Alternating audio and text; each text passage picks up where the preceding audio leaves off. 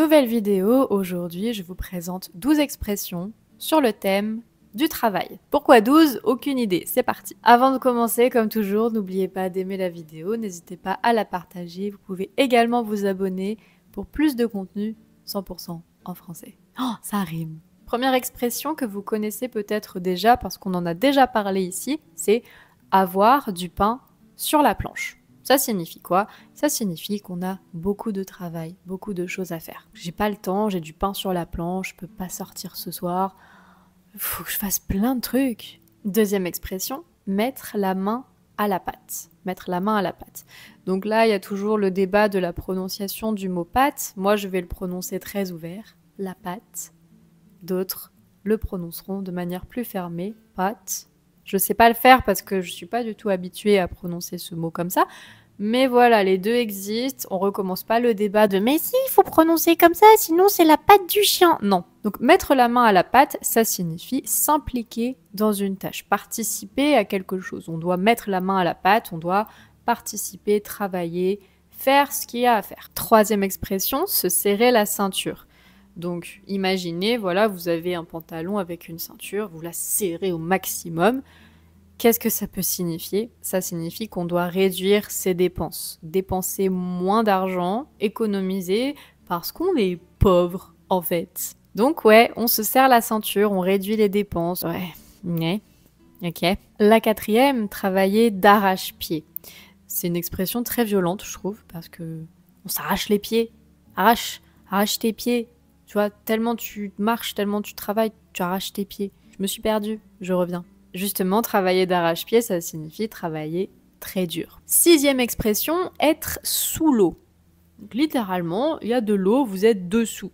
C'est pas très agréable, donc c'est pas quelque chose de positif comme expression. Ça signifie que on a trop de choses, on est débordé, on n'arrive pas à gérer tout le travail qu'on a à faire. Donc là, je suis sous l'eau, j'ai tellement de tâches à accomplir, j'ai tellement d'emails à envoyer, ouais. Septième expression, mettre les bouchées doubles.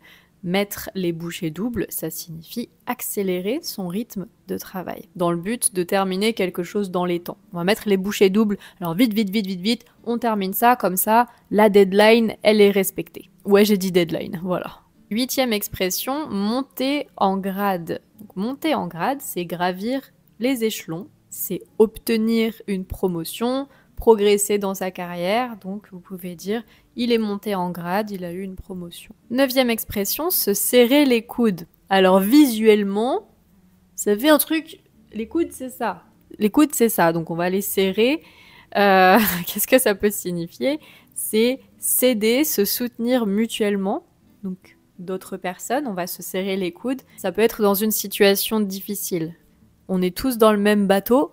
Autre expression, elle est gratuite celle-ci. C'est une expression supplémentaire. On est tous dans le même bateau, tous le même problème. Donc, on va se serrer les coudes, on va se soutenir. On est là les uns pour les autres, dans l'idéal. La dixième expression, ne pas faire de vagues. Donc, les vagues, vous voyez, dans l'eau, la mer, l'océan, ouh, il y a des vagues. Donc, ne pas faire de vagues, qu'est-ce que ça signifie? Ça signifie ne pas se faire remarquer. Éviter d'attirer l'attention sur soi. Éviter de créer des problèmes par la même occasion. Là, c'est un moment très compliqué, très sérieux. On va pas faire de vagues. Ok, tout le monde reste calme, tout le monde reste tranquille, pas de vagues. On n'attire pas l'attention, on crée pas de problème. 11e expression, renvoyer l'ascenseur. Donc vous savez, l'image de l'ascenseur, voilà, on est au 9e étage, on prend l'ascenseur pour descendre. Eh ben, vas-y, ok, je rappuie sur le 9, comme ça je le renvoie.